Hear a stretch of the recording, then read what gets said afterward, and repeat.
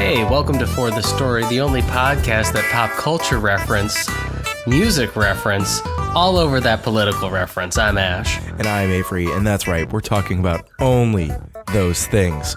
Pop culture, music, politics. For the Story. And I mean, this week, I think we fulfilled that because we watched The Waterboy. Exactly. A hot button political movie. Do you get the joke? Not like off the bat. I thought it was just a ridiculous example. You can do it! Because we're doing it this week. Hey, yo. There you go. I hate myself. Tie it all together. Much. Brought it all back around. That was beautiful, Ash. Was it? Yeah, I thought about that really early today, and now I'm sad I did it. Oh, that's so good. I'm so glad you've been thinking about that all day. I don't like it when you like what I'm doing, and it makes me feel like I'm on the wrong track. I don't like it when you grunt about it either, if I'm being honest. Well, you know, it's sometimes this show just, I don't even know where I'm going with this, but it just becomes grunty. It's just more than a podcast sometimes. Yeah, some people are the runt of the litter, Avery. We're the grunt of the litter. The grunt of the litter. The brunt this of week. the litter. All right. I love really, really sharp segues like that. That are just like, the grunt of the litter. This week. In sports. In sports. Oh my god, so much. But no, this is a movie that is has a very confusing title. Mm-hmm. Just being because called It. Inflection makes all the difference. It changes we watched it. So many meanings for the title of this. This movie's not only It, but it's also It. Yeah, it's like we watched it. We watched it. Those are the same sentence. Oh yeah. English is a difficult language to learn, isn't it? Well, I mean, for like a non-native speaker, that's like a thing. Look, that guy agreed in the background. He was honking his horn. Yeah, no, I agree. Yeah, it was fucking bullshit. People always honk their horn when they're agreeing. That's right, Avery. Yeah, when they want to tell you that you're being a nice person, they honk their horn. I just agree with you. So I mean, honk if you support school unions and you honk. I guess you are agreeing with them. School unions. That's the most boring thing, I think. I was excited when they were doing that. I was like, hell yeah. I don't know what you're talking about, but also LA had a teacher strike a while ago. Oh, okay. Yeah. I think I remember hearing. I don't know. I don't know. But politics. Those are one of our three references. We're not talking about that, Ash, but we are talking about it. Get it? What are we talking about? It. Are we back to talking about sex again? Because you need to tell me if that's what. We need to warn everybody. Yeah, we need to like put out an article in like a really crappy newspaper about it. Yeah, like called the It Times. Yeah, the It Times, and it's only used as like blankets for homeless people, which is the great, number one blanket for homeless. We printed on a thicker paper, so it's a better blanket. Tell me that paper dummy thick, yo. All right, just sexualizing paper. New in paper, dummy thick. So no, you can get a ream of our ultra glossy. We also have a new dummy thick line. I'm just imagining my like 60-year-old boss just being like, just flabbergasted, like amazing. Like his jowls would jiggle. Her jowls, Avery. Their jowls would jiggle. It's jowls. I did it, guys. That's all for this week. Thank you so much for tuning in. Oh, that was beautiful. Wow. Way to tie everything back around. But we're struggling this week. Yeah, we really are. It's okay. We're going to get through this. But so before we start talking about it, and by it, I mean it in parentheses film. We're going to talk about let's call it It 2017. I feel like It 2017 is And it's even more confusing because there's multiple films called It. There's It from 1990 and then It 2017. So yeah, let's just refer to it as It 2017. The original It was technically a miniseries, Avery. I hate to Oh yeah, be that it was, guy. wasn't it? I think it was eventually released as like a singular like a tape set. And an entity from the edge of history that consumes fear. Yeah. Because everybody knows that before 1990 it was impossible to record history. The Edge of Fear is 1990. So there you go. Yeah. Is Edge of Fear the name of a movie? It sounds like it should be. That movie's awesome. That movie also sucks. Maybe. It probably sucked. Edge of Fear. There's a movie called Edge of Tomorrow. Edge of Fear is totally a movie. Hold on. After being stabbed and left for dead during a home invasion, a man attempts to rescue his kidnapped wife before he bleeds to death. It has Agent Doggett, also known as the T-1000, in it. Okay. I'm not sold, but okay. He's quite old. That liquid metal, I think, may have gotten to him because he looks more like liquid than he does metal nowadays. Yeah. Mercury poisoning. I got you. Yeah, exactly. Well, there you go. Edge of Fear. 10 out of 10. That's our movie for the week. We keep trying to end the episode. But no. What did you see this week, Avery? Let's talk. Let's talk about movies and stuff. Oh my God. I'm trying to think of other stuff I saw. And man, I don't think I watched anything else. I watched It, and I think simultaneously while watching It, I rewatched a lot of movies that have an ensemble children's cast. Right? Stand By Me? Yeah. Stand By Me? Oh my God. Stand By Me. Stand By Me was also very much like this movie. So was a movie called Summer of '84, which is kind of one of those, you know, it fell in the watershed after like the whole Stranger Things thing. This movie is also Stranger Things. This movie has a kid from Stranger Things in it, and it came out the same year that Stranger Things came out. Yeah, but it's not misleading. Stranger Things. But it's confusing for sure. It's surprising that kid was in it because he was a fucking nobody. Yeah, now he's a big deal, and now he's like basically an adult, and it's fucking like freakish and disgusting. Yeah, it's very odd. Yeah. And also, like, you got to think like this movie probably went into production before Stranger Things did. I would think, or they went into production around the same time, because I know Stranger Things came out 2017, right? No, I think it would have come out in 2016 because they just had a third season. Yeah, you might be right. So probably Stranger Things had just come out, and then they grabbed that kid. Right. Yeah. First episode date was July 15th, 2016. So it probably went into production the same time around when Stranger Things came out. Yeah, and to be fair, it is like pretty beat by beat, just like the 90s one. Like it's not. They just narrated it differently, but like the kids stuff is like a lot of the same beats. I do like. I feel like I haven't seen the 90s one in a long time, or all the way through, pretty much ever. But I feel I mean, I've seen the trailer on YouTube. I've seen I remember select scenes.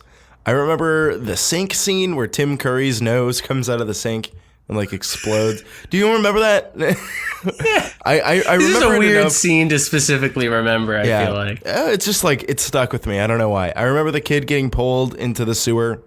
But that's about it.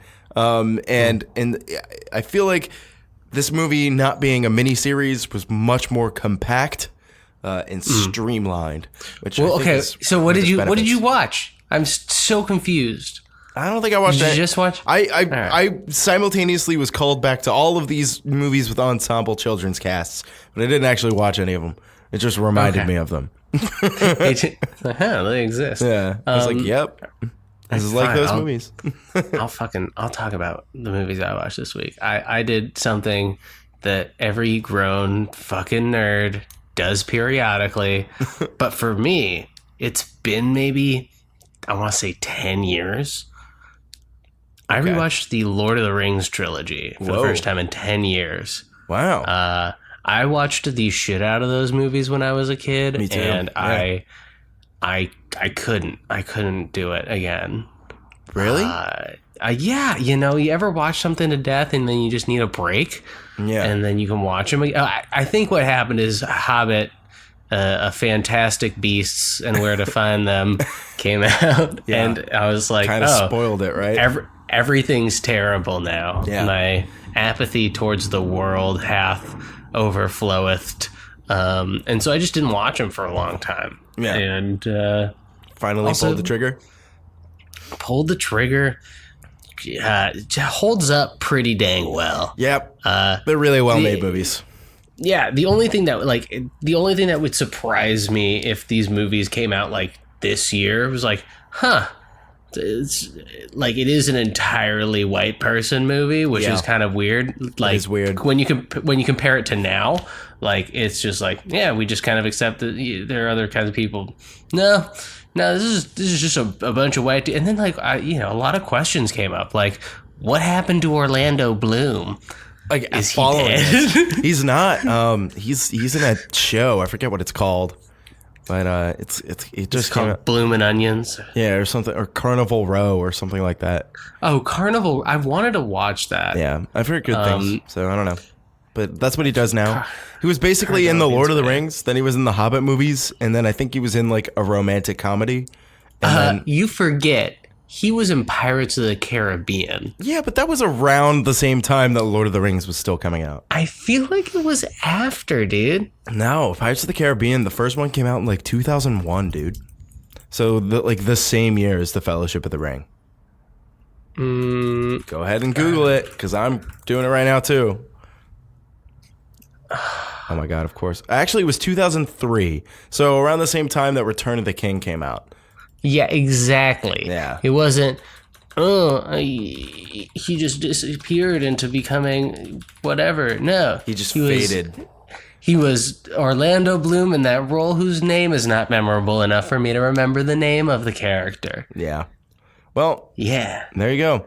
with Orlando Johnny Bloom. Black. And he and he kind of just like popped in and out of roles like that, and like didn't really do anything. And then the Hobbit movies came around, and he was in them, I think, fairly a lot. Really? I didn't. Yeah, they brought him around. It's Because because only the first one, maybe. Maybe that's why. yeah, I only saw the first one in theaters, and then I think I went back and watched the other two like years later, and like they're so unnoteworthy. They have so little source material to expand into 3 movies, and it's just there's so much superfluous content. Like Legolas isn't in The Hobbit at all. Like people know that, but he's in it this time. But he's still in the fucking Pirates movies, though. He was in the Dead Man Tell No Tales as a cameo in 2017. He was in the Bling Ring. He has a cameo. That doesn't mean he's in it. He's in it briefly. That's in it, dude. For some people, that is all the in it they get to do, dude. Yeah, maybe. I guess he probably got paid, so he's probably like, I don't care. I'll just pop in. Yeah. So I don't know. And so, yeah, that's what I watched this week. Watched Lord of the Rings, 10 out of 10. Would watch again, except probably not for a couple of years. When you've seen something that many times, like me with the Kroll show, I haven't watched the Kroll show in maybe 3 years. It's my favorite TV show. It's burnt out. I know. For you. It has to be great because I love it. So I have to wait because it can't be not good one time that I watch it through. Yeah. You know what I mean? Totally. It can't just be like you know it too much. Yeah. You're over it. Yeah, I hear that. Cool, man. Yeah, Lord of the Rings. Do you have any movies that are like that for you? Jurassic Park. What movie? It's not even true. I love Jurassic Park. I've seen it so many times. Every time I watch that movie, I love it. I've never heard of that movie. I think Alien might be one that I do that a little bit more frequently with. Like I'll wait longer in between watches of Alien or Aliens because they're both very good. Alien's more a lot of negative space in that movie, I feel like. You know what I mean? Aliens is like a big blockbuster James Cameron like thing. No, Alien. Oh yeah, a lot more negative space than Alien. Alien is so self-contained. It's just like it's a very long. It's like a hard movie to watch almost at points. It's like a very slow burn. Very. It's just terrifying. It's very very scary and just. I'm like finding a lack of words to describe it right now, but yeah. Nice. Let's do that episode. It'll be about 20 seconds long. Okay. Yeah, cool. Just post that as its own episode. Just take my sound bite from that. Totally. It's very, it's good. It's just really good. So we did it though. We watched it, Ash. Yeah. And I forget what do we do? Do we do the budget or do we do our expectations?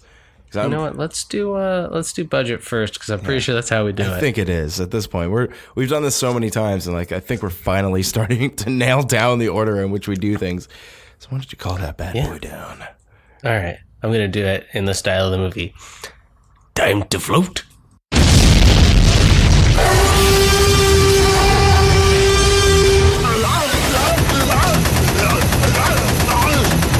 This is the budget breakdown. How do you like budget breakdown? Budget break. I did it. I did the thing. I did. So good. It Chapter 1 came out September 8th, 2017. It had a budget of $35 million. Oh. That is Pretty small. That is a pretty small budget considering. It looks so good. And it looks really good. Opening weekend, they made $123.4 million. They were the number one. Opening. That is a really good opening. Yeah. Shit, man. No wonder they made a sequel. Fuck. That's like 4 times the budget. That's incredible. $700 million was the total worldwide gross. Fuck. And it was split pretty much 50-50 domestic and worldwide. Wow. As they did have an Italian director, Andrea Muschietti. Ah, interesting. Wow. Yeah. $700 million worldwide. That's fucking huge. For an R-rated horror movie, that's enormous. I mean, just think of it this way. It was the largest Stephen King movie ever made, adjusted for inflation. Okay. That's pretty crazy. Yeah. That's really big. Lots of Stephen King movies have come out over the years. Yeah, The Shining was the previous record holder. Yeah. You can see that. I think that's pretty much heralded as the best. But I guess financially, this one's up there, right, with The Shining. It is up there. I'm torn. I thought, well, we'll talk about it. I don't know how I feel about this. Also, I'm not excited they're making Dr. Sleep, but also very excited that they're making Dr. Sleep. I don't know really too much about Dr. Sleep. So I know it was a book that came out a little while ago, but we'll talk about. I think after doing a big It double feature, we might be kind of obligated to see Dr. Sleep. But, dude, I want us to see Dude, it comes out soon, right? As many Stephen King movies have come out as Marvel movies this year. That's pretty fucking insane. No one's talking about this. Everyone's like, "Oh, Marvel puts out too many movies every year." I'm like, "What the Stephen fuck, King dude? puts out too many movies, man." Yeah, it's really interesting that these Stephen King books are just now being adapted too. If you think about it, because a lot of these, like he's always had a lot of movies put out about books that he's written. Like this isn't like a really new thing. Like going through the 80s, like Salem's Lot. There's a Cujo movie, a Carrie movie. There was a Carrie remake only like 4 or 5 years ago. That wasn't too bad. And then like there's like the Netflix Misery special that came out. Like people are always releasing like Stephen King movies, but it's kind of odd that like it seems like they're just now getting good. I don't know if like I mean really the only standout Stephen King movie I would say is The Shining. Yeah. I don't know, Green Mile. No, Misery. Take that back. Misery. Oh, Stand By Me. Stand By Me is also great. Really good. See, like they've been coming out for so long. Like you can literally think back to the 70s on Stephen King film releases, all the way back to fucking Kubrick and The Shining, and then all the way through the 80s there were a whole bunch, and then Children of the Corn, Children of the Corn 2, Corner. There was the Stand miniseries, very similar to It, Came out around the same time. I think it might have been a little bit later. They have a 1408, I think, Amazon Prime TV show. There is, I might be wrong about that. Mm-hmm. Yeah, they've done so much stuff with him. And honestly, Carrie's okay. Children of the Corn's fine. Pet Sematary shit. Yeah, Pet Sematary is so shit. Like the new movie and the old one's pretty dumb too. Both stupid. Stand by Me is very good. Feel good. You Need to See Misery. Yeah, people recommend that. That's the one where like the main character is an author and like gets trapped by this lady and she breaks his legs. I have a song that gives you the plot of Misery to the tune of Misery Index by Paramore. I'm not gonna sing it. Oh, damn it! I don't have it memorized. I don't know. You're the musical one of us two. You don't remember the fast food rap? I actually don't think I have that file anymore. I'm pretty sure I was like looking for it. I do, but fuck you. So, MC Ribs, dude. But of all time, this movie is adjusted gross R-rated films 30th of all time. So it's 30th for all R-rated movies.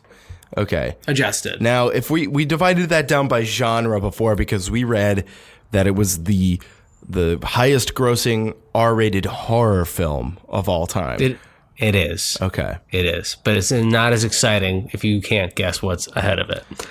Okay. So, yeah, I guess that makes sense. 30th adjusted. R-rated. R-rated. Give it a go, dude. Deadpool 1 and 2 are definitely in there. I see Deadpool 1. Deadpool 2 did not beat it out. It came in at number 35. Oh, still pretty close, though. R-rated. Logan was probably in there.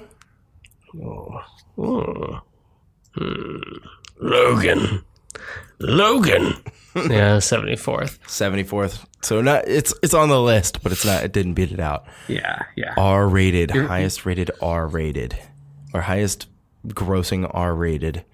Is Blade in there by any chance? That's an amazing question, but no, it's not. Damn it! That's one that I like always end up hearing about. Yeah. Fucking R-rated movies. I know that there's like a lot, and I'm just blanking. Yeah, a lot that you really are, especially because it's adjusted. So some of these are some old school. Aliens might be in there. It's super not, I think. Yeah. Okay. Aliens 42 and Aliens 101. Oh, gotcha. Well, the only reason I was thinking that it might be in there is because James Cameron movies tend to make over $1 billion. I'm trying to see. These James oh my Cameron. God. The Terminator and the Terminator 2. Terminator 2 did make the top. It's number 10. Awesome. All right. But not the first Terminator. Little smaller. That one's below. Gotcha. Yeah. Do you want some little hints? Yeah. To sprinkle some hints on the podcast. Well, one of them is the prequel to the last movie we were watching this month. Oh my God, I forget what movies we're watching this month.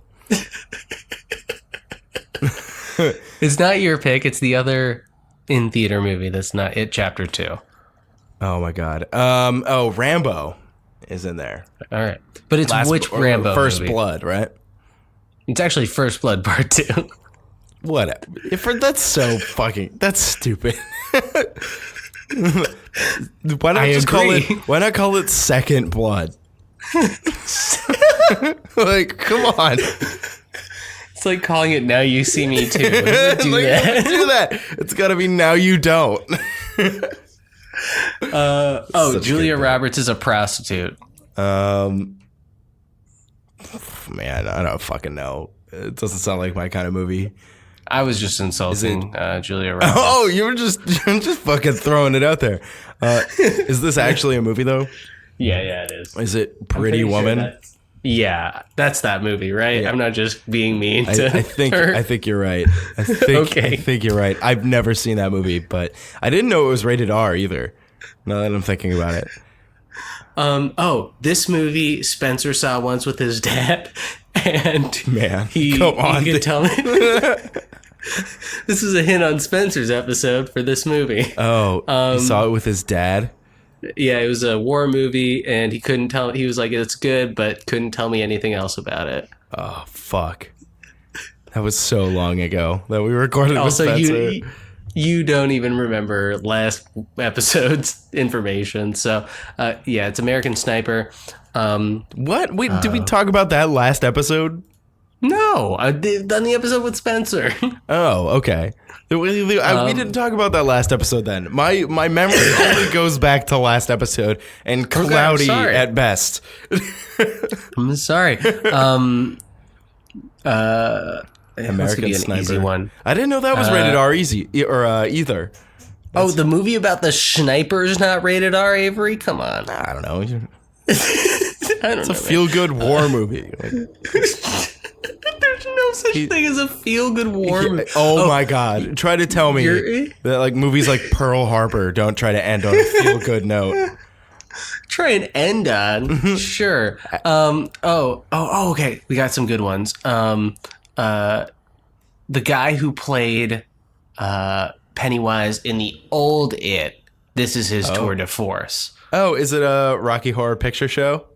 Yes, it is. I fucking love the Rocky Horror Picture Show. I watched that with Sydney for the first time like only a few months ago.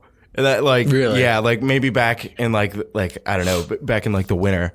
That movie's so good. I can't believe I'd never seen it. It was just like it was like one of those talk about a feel good movie.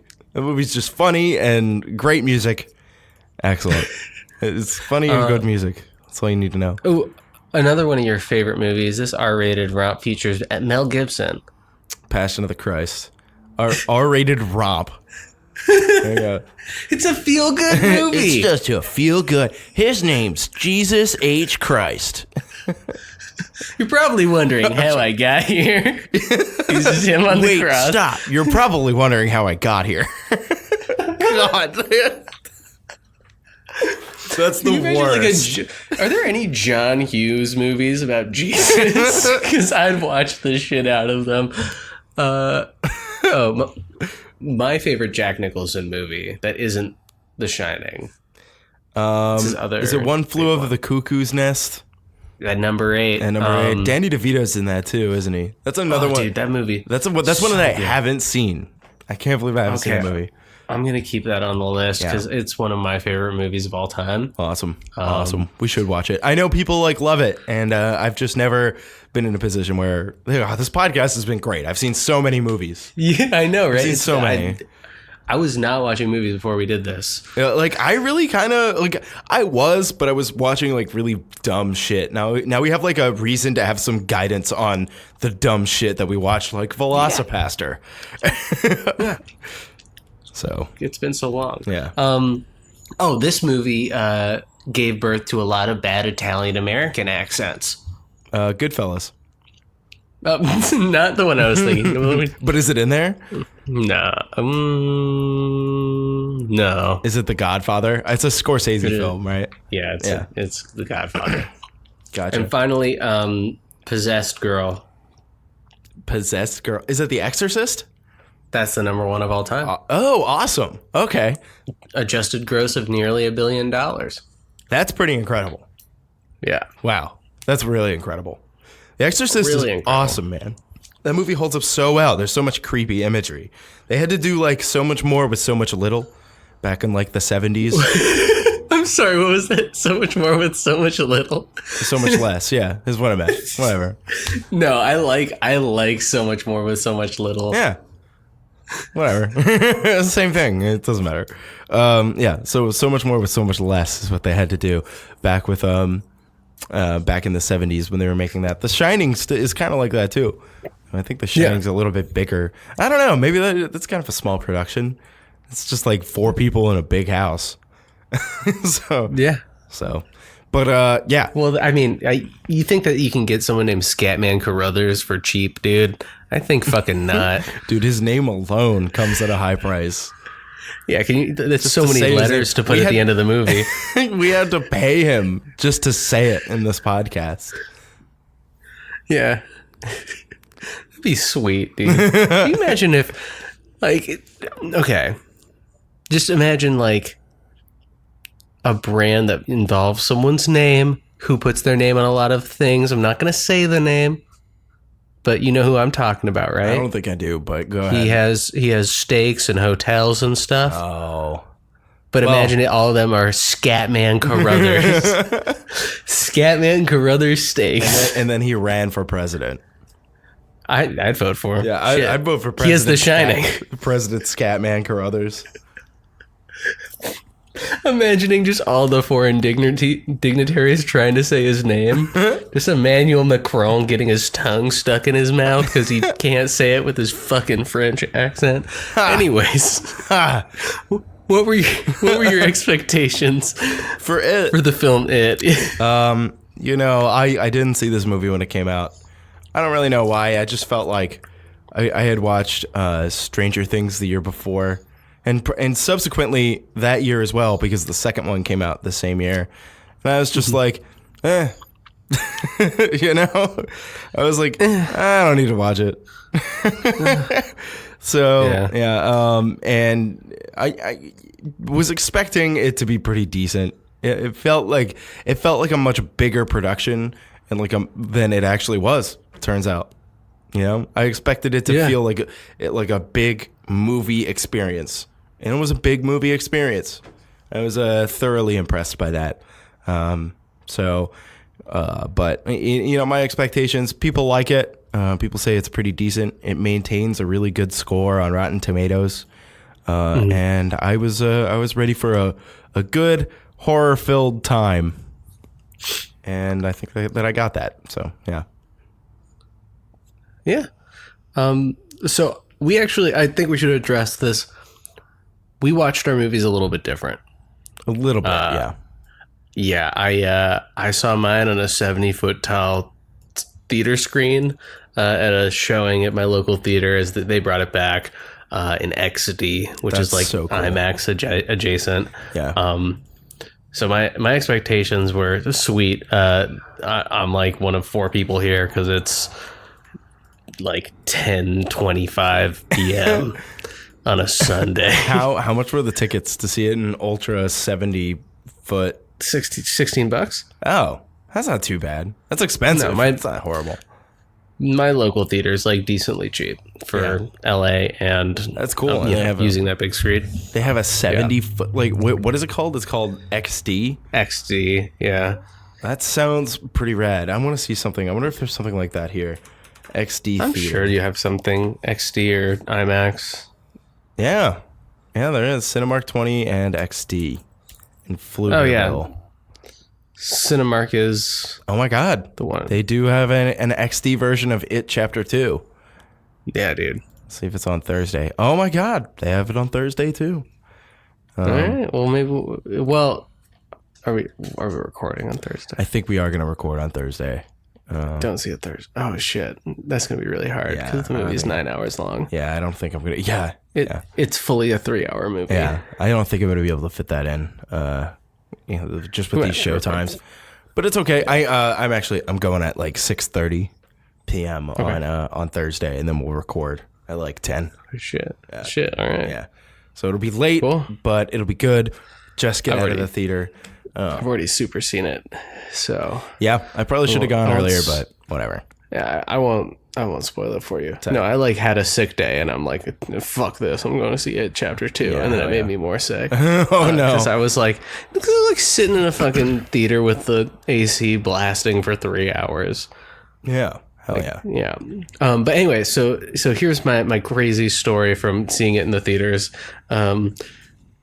After the movie, I pulled out on the street by my house to drive back home. It's not a far drive. I probably should have walked, but I find my car comforting, and I can listen to a podcast for the 40 seconds it takes me to drive there. Anyways, so it's a multi-way stop sign, right? And so I get there after the guy like to my left. And so he's already going. He goes. He's in like the far lane of 2, and I go into the next closest lane. And as soon as I complete my turn, he fully pulls a donut in the middle of the fucking road and gets about a foot from my car as he's squealing on the brakes. I totally fucking freeze and stop my car for some reason. No. And like I'm seeing a movie about fear. I just saw a movie about fear, and I was in like a pretty traumatic car accident when I was in my early 20s, where I was going like 50, and I hit basically a not moving van. Oh no! And it made me terrified to drive. I used to be like, Spencer, you want to drive us around? Because I was like not down to drive. Yeah, that's understandable. So I fully put my car in park and get out and start screaming at him. And hell yeah. Yeah. I don't like to yell at people. I'm not really a yeller, but I was pissed. And then I followed him for about 5 minutes to freak him out. Just to freak him out, like maybe you'll kill him. Yeah, well, okay. The best thing about the Prius is not the gas mileage, Avery. It's the fact that people assume, like, it covers your body enough that people assume that you're a wimpy little boy, and they come out and I'm a member of the most jacked podcast in the continental United States. The continental, that one in American Samoa. Yeah, and there's one in Alaska, but I'm pretty sure he has a crack addiction, so we don't have to worry about him. That's technically the continental United States. I guess It's not. He's from one of the islands off of Alaska. One of the Aleutian Islands. Yeah. Nice. Solid geography, dog. Not bad, right? Yeah. So that was my experience with it. Seeing it was, yeah. So, yeah, my expectations were, I have to see this movie. Hell yeah. Like, yeah, man. Yeah. I was expecting a good time. I'm glad that the donut that somebody pulled in front of you didn't go awry. And that you're okay. It was so scary, dude. He was coming right at my fucking passenger door too. That's really like fucking not stupid. A wide street, yeah. Dude. Like what street. What is he thinking? That's really dumb. But yeah, I called him like what did I say? I think I called him Dorf. A dwarf? Or Dorn? No, like God. Now I'm completely blanking on what I call it. It's like the Brow Ridge guys from Star Trek. I'm forgetting the race now. Worf was one of the Klingons. Yeah, no, I think I called him a Klingon or a Neanderthal. I don't remember. I was making fun of him openly. I was just like, you're just a fucking like, I was, you know, how I insult people. I call them like dimwits and stuff. So I was screaming. It's like 1:30 in the morning, just calling someone a dimwit. Yeah, dude, that's crazy. It was awesome. Hell yeah. Hell yeah. Do you want to get into this? Yes, I do. Let's crack this bad boy open. Take a bite of the sandwich. Take a big old bite of it. Oh, bad of it. Yeah, so there's a lot of good things to say about this movie. At least I think in general. Oh, yeah. No, this movie was... It's a strong movie. It really is. I liked it. Yeah. Very, very much so. Do you wanna lead us out the gate? I think we have to lead with what needs to be led with, and I think it's Pennywise. God damn, he's great, dude. Everything about him was Skarsgård was great in that role. Everything about him was he was very like, especially nowadays, it's kind of hard. I feel like to make a clown scary. But they did a fucking good job making a clown scary. There was some like really awesome like musical hits when he would like do things. There was this like bassy like dubstep the music noise. It was like unreal. It was awesome. And just that line. Yeah. Ooh. And it did a really good job of like making him even more like just like dead seeming. I don't know. It's kind of hard to say, but like, man, the way he would like go dead in the face sometimes and let his jaw slack, like when they're in the abandoned house. Fucking. Oh, and also awesome. Like just that first fucking the classic sewer scene when he redid it and he's doing the pop pop pop pop pop pop pop. Like just that switch that he does where he's doing the popcorn part and he's always fucking drooling, which I thought was such a great like so addition. Disgusting. Yeah. So gross. Yeah. Time to float. So yeah, fucking excellent. Really, really good choice. The opening scene with the kid Georgie, and how he gets pulled into the sewers, and how you as the viewer see it, but like his family and those characters don't get to see it. I think is like, it's like more than the characters in the movie do, which like kind of it's like that he's dead, and like the kids are like not really like looking for him, but they the kid's dead. Like the kid's he's done. Fucking, and like you hope I think you hope pretty well along with Bill. Yeah, that he's gonna find him at the end. Like maybe, just maybe, but it's like So, but fucking excellent, excellent. What was your favorite Pennywise scene? Because my big complaint's not enough Pennywise scenes, but I think it's almost what's great about it is makes him a little scarier. Yeah, when he actually is. I really like. I have two. I like when he's about to eat the kid Eddie in the house, and they stab him through the head. Yeah, I love that. Oh, like Venom. He does look like Venom, doesn't he? Eddie. I like time to float, Eddie. Very different movie. But is it? No. Is it really Venom?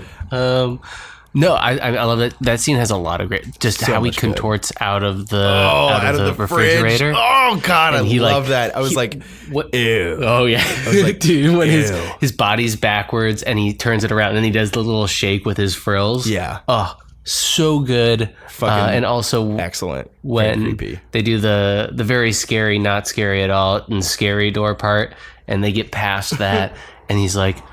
And he like knows when they guess the right. Yeah, place. He's like, wow. I'm not. Yeah, like the bass hits. I fucking loved that. I was like, dude, this is good. This is so well edited. The cuts are great, and they're like perfectly in time with the music.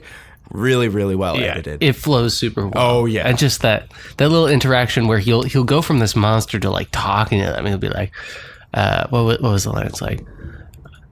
It's not real enough for you. Oh my God, I loved that. I'm not real enough for you. It's not real enough for Georgie. Yeah, dude. Oh my God, so fucking good. Unreal. I like that. Another one that I really liked. I'm trying to think. What was it? Oh my God, I had it in my mind and now I've kind of lost it. That haunted house one really is just like the best. That whole sequence is just really, really good. When they're watching him on the what is it? The photo, the slideshow machine. Oh, that one's good. Yeah, and like it slowly zooms in on him and his face changes, and then he like comes in through a window and he's like bigger than the whole garage. It's fucking awesome. Yeah, it's like it looked really hokey, but it was. Oh yeah, it was good. I like some of the hokiness. There's some where like I don't know what they did to like make it appear this way. But they would like shake the camera, but like keep it focused on Pennywise's head. So his head would stay in the same part of the frame, but everything else was like shaking around when he would dance. And it looked really like disconcerting. And it was like the fucking dance part at the end where he's doing like the leg kick out thing. Yeah. And that was I know what shot you're talking about. That one's great. Yeah, they did that. They did something similar a couple times where he would like run and do the leg kick, but it would like keep his head in the same part of the frame. I wanted to know if you knew this. Did this movie originally come out in 3D?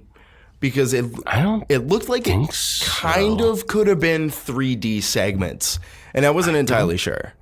I don't think so. No, I don't think it was released in 3D. Then it's cool that they did that effect just to do that effect, because I thought it looked. Yeah. I thought it looked like it did almost look like campy in a way that was like it fell in line with something that you would see from like 1990 or a movie about an evil clown. I just think it like worked really well. I also just love the fact that Pennywise was absolutely a monster that would just eat children. And you get to see his lair at the end, and it's like just skeletons and bodies hanging in this. Like, I think it's like the well house they call it. The way that they had everyone floating in the air was super cool. Just even like. Oh God, I was trying to think. What was the other? There was one other. Did the Egg Boy scene get you? the Egg Boy scene. Wait a sec. Yeah, Which one was this? I gotta be reminded because I think I remember. Where the fat kid's like running away from the headless guy, and then suddenly he appears behind him and goes, "Egg Boy." Yeah, yeah. That scared the shit out of me. Yeah, that was scary because the kid was in the library and like ends up in the back room. Dude, that headless thing, all of those effects looked really good, and I don't even think the CGI was necessarily excellent. I think it was just lit really well. And so it it wasn't excellent. It was definitely not excellent. There were certain shots where you're like, ugh, that is. Yeah, I'm thinking of like the homeless guy who keeps trying to get Ed to take his pills. I think was probably some of the weaker CGI, but it was very shocking. There was a lot of like jump scares that normally I don't like that I was kind of cool with in this movie. You know? No, this movie did it really well. Yeah, it was just like the subject material was so strong out the gate that adding in some jump scares heightened what otherwise would have been a pretty non-scary killer clown. You know? Totally. I mean, like, you know, they had, I don't know. I think that the guy that got to do it was just a very great physical actor. Yes. It's Stellan Skarsgård's kid. I thought so. I recognize that name, and you know, names in Hollywood tend to like, you know, be repeated in that way. But Bill Skarsgård is his name, right? Yeah, Mr. Skarsgård. Right now, he's like a young, like kind of good-looking dude too. Yeah, totally. Yeah, but you can like see the deadness in his eyes. It's so fucking perfect. Yeah, and he's able to like apparently. Like, I was watching, because I was so stoked after seeing this movie. I was watching interviews with him. He can make one of his eyes go off. Yeah, and like, I've seen it right here. All of that kind of crazy shit. He does it on the Stephen Colbert show. Makes one of his eyes go off. Oh, which is just such a good addition to the clown. Like, that wasn't something that Tim Curry did. That was just added in by, I guess, probably by Bill. He probably just ad-libbed it. And they were like, oh my God, that fits. That's so good. Dude. Imagine how with the headache that he had after doing that for the movie. God, I mean, the worst headache. Yeah. So what about our human characters, though? Because they were cute kids. They were. You know, they were. I think they were stronger than most kids are.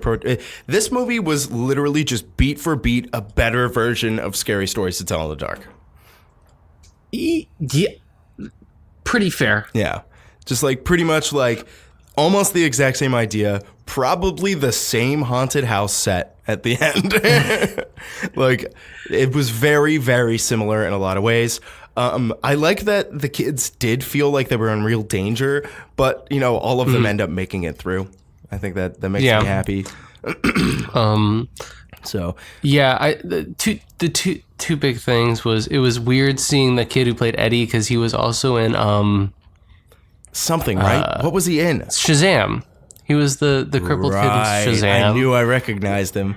Okay. But he fully looks like 5 years older in that movie, and it was really weird. Well, dude, he's like they're teenage kids. They're at that age when like between like 12 and 15, when kids go from like looking like children to looking like fucking adults. It's really weird. It's the same thing happened with the Stranger Things kids. Like they're gone for a year and now they look like mini adults. It's weird. And disgusting. Yeah, just kids growing up. Ugh. So no, they're all cute kids. Like seriously, I think the acting was like all really great. There's something that really needs to be said about getting a group of child actors together who can act. Is like except for Stanley. Stanley sucked. Yeah, whatever. Wait, which one was Stanley? Hold on, Stanley was the Jewish one. Stanley, who had a bar mitzvah in the middle of the movie. Right. Okay. Yeah. Whatever. I see. I think there's a reason I just don't remember this kid. Him? Yeah. I really liked Bev. Oh, Bev she was great. Yeah, she was a good actress. I really hope she ends up doing stuff. Yeah, because, dude, she's like a child and she had to play like someone who was fucking being abused by their dad. Yeah, like really harshly abused. And she did a great job. She was good. Yeah. Pretty much in general, really good. We all know Finn Wolfhard's great. He's one of the Stranger Things actors. Yeah, he's fine. Yeah, or at least good enough. Yeah. But and I have some cons about a couple of the other characters, but you got why her fear was blood, right? It's because she got her period, right? Yeah, which means her dad can impregnate Yeah, her. which is... And I'm going to go out on a limb here, Avery. I'm going to say something very controversial. All right. It's whack to carry your dad's child. Yeah, that's pretty whack and pretty It's fucking almost not cool. I'll say it, dude. Yeah. And the cops are coming for me. Oh my God. Yeah, I kind of had a feeling that was what they were getting at. I didn't think it was quite so like blunt as you just put it. However, It was pretty blunt. yeah, I guess so. But I thought that there was just supposed to be like an analogy for growing up, which I kind of thought was like kind of cute. But I could definitely see that too. It's definitely fucked up because that abuse is definitely very bluntly put forward in this movie without like getting so explicit that it's like gross. You know? Well, we have to remember the source material. This is a book that there's like a child gangbang to defeat the clown. Yeah, which is so. I don't know. See, I have some questions about Stephen King because, you know, I know he wrote this in the 80s. I'm pretty sure he did a lot of blow. Yeah. But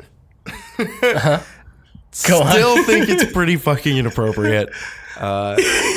I understand that when you're writing a... How do you say something so brave, dude? Yeah, right. It's just like I understand when you're writing a book that's 1,500 pages long, you need some unique concepts in there to keep the reader interested, and I don't At that point, that's just where you go. I mean, you can't write more than 1,000.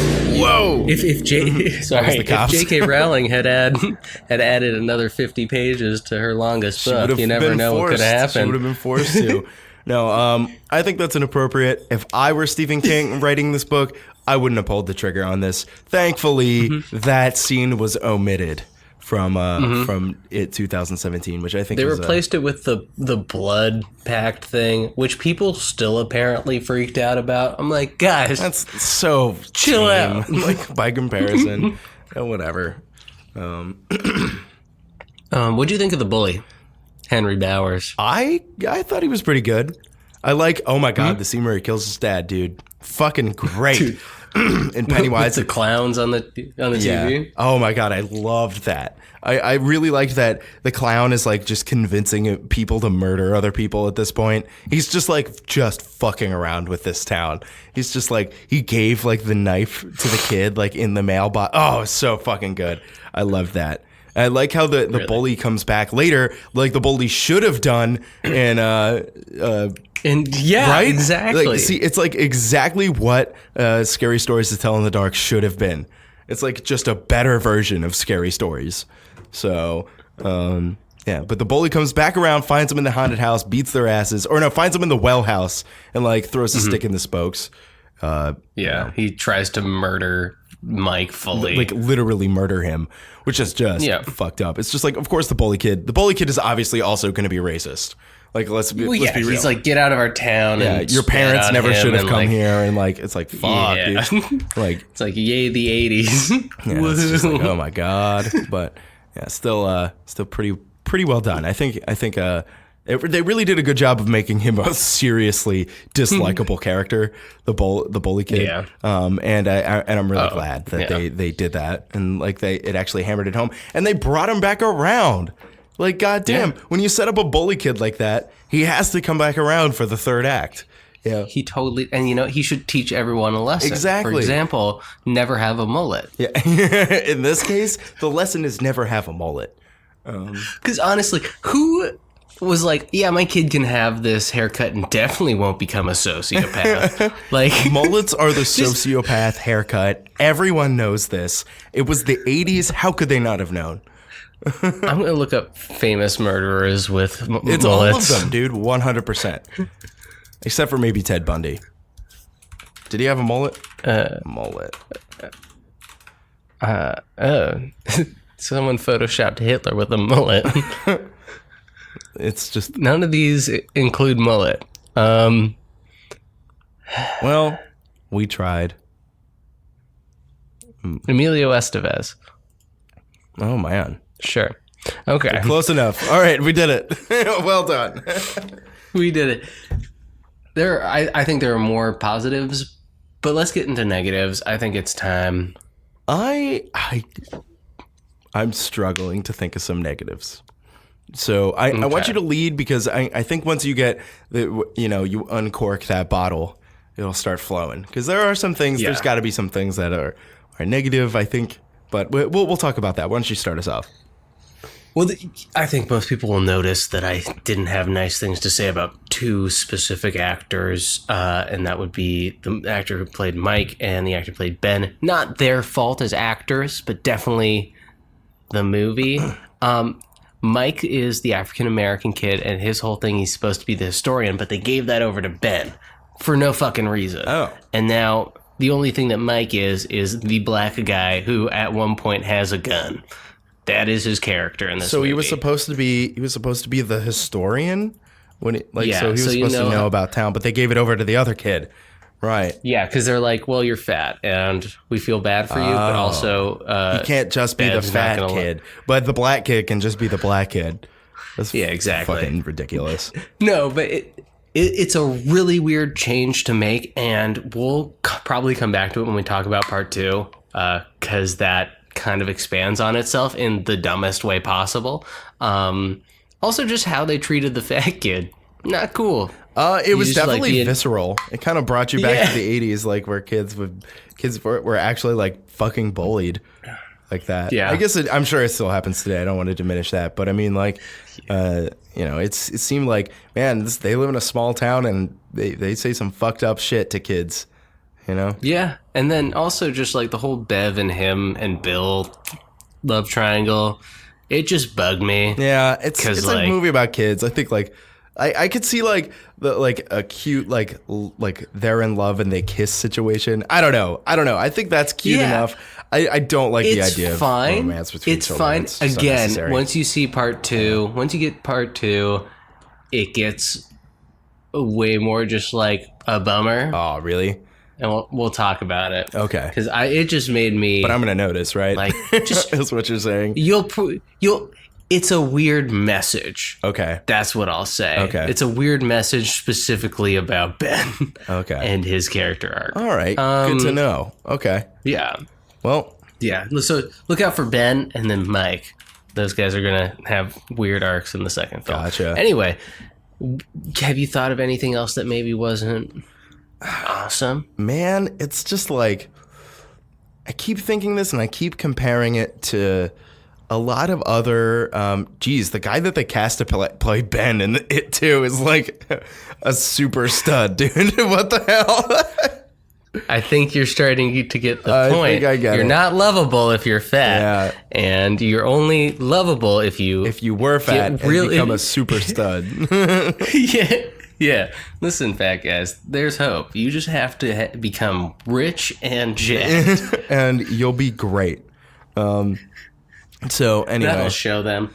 Oh my God. So I don't know. I feel like I compare this to a lot of other ensemble children against evil movies, and the adults don't know or they can't see it. Stranger Things is another obvious example because it came out around such a similar time and really started off this watershed of movies and high budget TV shows based on kids fighting an evil force of some kind, be it a serial killer or be it something supernatural. There's another movie that came out not too long ago called Summer of '84. It's on Shudder. Yep. I don't even know if it was in the theaters, but nobody really talked about it because it was literally just another one of these movies. Scary Stories to Tell in the Dark was another one of these movies. And I think, like, by comparison, these movies really kind of like, even Stranger Things, I think this movie, it just like kind of puts to shame. I think this movie is basically 100%. Yeah, this is like a better version of Stranger Things.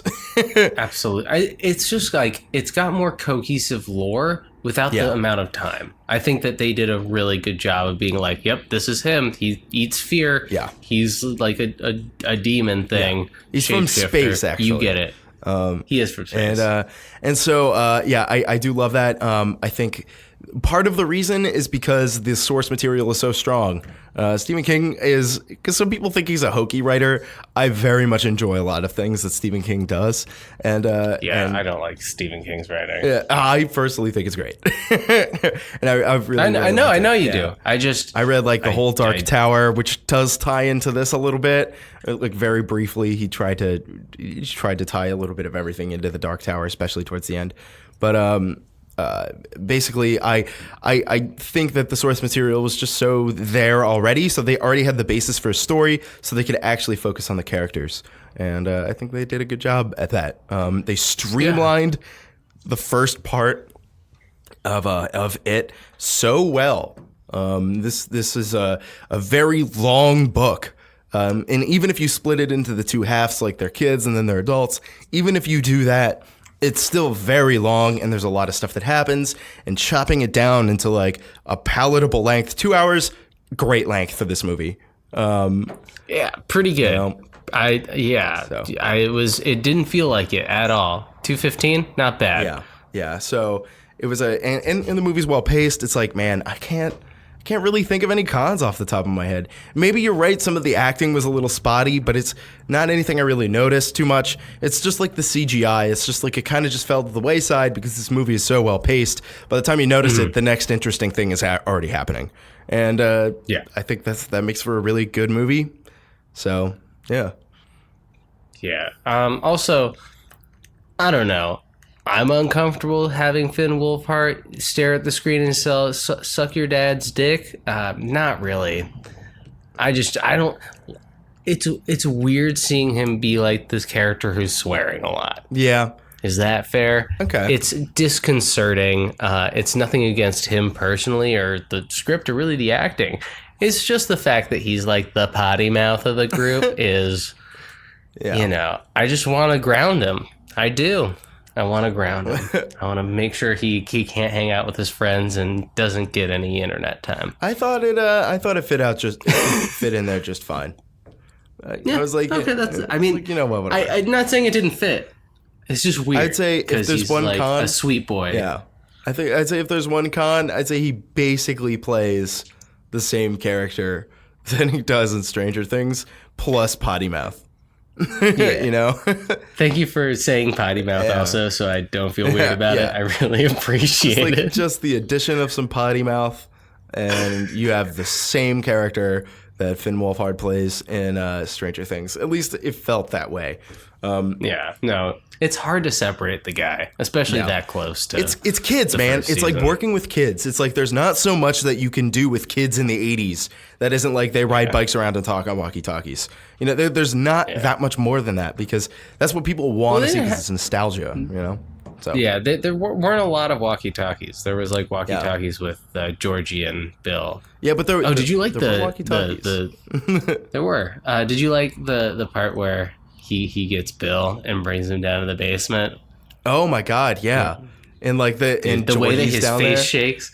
Yeah, I think part of the most terrifying aspect of this movie is that, like, I guess the idea I think is that Pennywise kind of takes their soul and uses the kids' souls against other kids to get them to like be trapped. Mm-hmm. And the fact that he was like showing him his dead brother, I was like, man, this is fucking fucked up. This movie was visceral, dude. I was like shocked. Dude. There were like kids breaking arms and like getting stabbed and like I was like seriously shocked by some of like the level of violence that this movie went to. And it was dope. Like when they cut Ben's stomach, I was like, dude. Oh my God. Like it was like shocking in a way that like, I don't know. At first I was just like, oh, I don't like this. And then it was just like, you know what? I think this is actually strength of this movie being so visceral. It's just like nobody's really done that, especially with kids. Like Stranger Things won't even do that. Not being like a gore movie either. Like it's not a gore movie. It's violent. It's good. Yeah, it's visceral. Yeah. It really like perpetuates the idea that the kids are in danger. Starting off a movie where I said the same thing about Infinity War, but starting off a movie where a character, like a beloved child or like a beloved character, are murdered in the first scene. Like, it's like, oh, okay, nobody's safe now. So it's great. Great message, great way to start a movie. And kill a baby. Yeah, kill a child in like, I swear to God, your movie will improve. Kill a child in the first scene. And your audience It doesn't even have to be on camera. Yeah, just do it on set. Yeah, it could be part of a ritual. It'll definitely get your actors in the mood. So yeah. Let's rate this movie. Yeah, let's get out of here. Let's rate and wrap it up. We had a good bit of stuff to talk about this movie, but this was a good one, wasn't it? It was. It was a good one. A good movie. But Ash. Oh, okay. Yeah, you go first. If you had some words, if you had some ratings, what would you say? We all float down here. I was totally going to use that. I know. That's why I was like, oh, me? Who, me? Yeah. This movie was really good. It had me super excited for it, part 2. Talk about that later. This movie is incredible. It is led by a truly terrifying villain who's shown, I think, almost the perfect amount where you want to see him more but don't feel like you were cheated out of your movie watching experience. You didn't sign on for Pennywise and get no Pennywise. You got just enough Pennywise. This is definitely up there in terms of adaptations, up there with Stand By Me, Misery. I put it third behind Misery and The Shining in terms of Stephen King adaptations. I really do love Misery. Awesome. Okay. Yeah. So yeah, I'm gonna give this if you haven't seen it, go see it. It's showing all over the place right now. They're doing reshowings of it because of this new movie coming out and being a big fucking deal. Definitely go see it. I'm gonna give this movie a 9 out of 10. Hell yes, excellent. That is excellent. Yeah, man, this movie was very solid. If I had to give it 5 words, I would say child actors acting like children. I think it's often very easy to overwrite child actors, right? And have them act like adults because an adult is writing lines for a child, and sometimes some things come out of the mouths of children that are just so absurd that there's no way that an adult would think of it. And I feel like for the most part, they did a faithful job at having these kids actually act like real kids. And there are some shows, including Stranger Things. Sometimes Stranger Things fucks that up, Oh, yeah. Super bad. Just like kids who just know way too much about scientific principles. It's just like, okay, we get it. You're a super genius kid now. I think it helped that there were almost no adults in this movie. Yeah. And the adults that were there were villains, They were not good adults. They were all just get out of my face. We don't care about any of your problems. That really helped because you weren't able to compare the children to the adults. It also made them seem a little more helpless, made the world seem a little more contained. But definitely I agree with you there. This movie is streamlined very well, which is shocking given the breadth of the source material that it's coming from. Just look at the miniseries and it's not paced nearly as well. I would venture to guess. But don't they do a back and forth with it? I think they do towards the end. Yeah, I don't think it starts out like Bill that. has a fucking rat tail. It's disgusting. Yeah, I don't know about that. It's the scariest part of Tim that Curry miniseries. though, man, getting Tim Curry in there was such a good idea. Such a fucking good idea. He's so good. If that's pretty much it. It's just this movie, the problems that it has are so easily overlooked by the pacing. By the time you notice a problem, you're on to the next interesting scene. So it's just it sweeps you up, it takes you away. It's a really good adventure, very visceral, which I think is really a strength.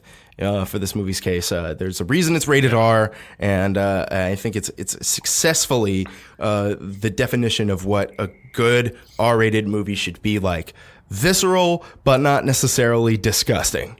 And I think that's why it appealed to such a broad audience. I'm gonna give this movie also a 9 out of 10. This movie was awesome.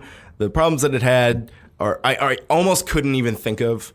It's really just small problems with the CGI, the acting, like I mentioned earlier. But everything else about this movie is just really exceptional. This was a really good one. I'm glad I finally watched this. So yeah, me too. Yeah. I definitely put this one on. Yeah. So hell yeah. I'm glad we talked about it. But Ash, is there anything else we didn't talk about? Give us 5 stars. I don't know. Did we talk about that? I don't think we did that this episode.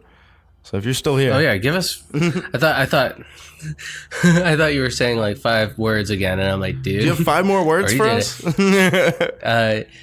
Yeah, give us a rating on iTunes, and why don't, fuck it, give us 5 words. Review our podcast in 5 words. Oh, I would love that, and that would be excellent. Yeah. So just no potty mouth. I think Avery and I will both agree. We'll ban you. Don't be a.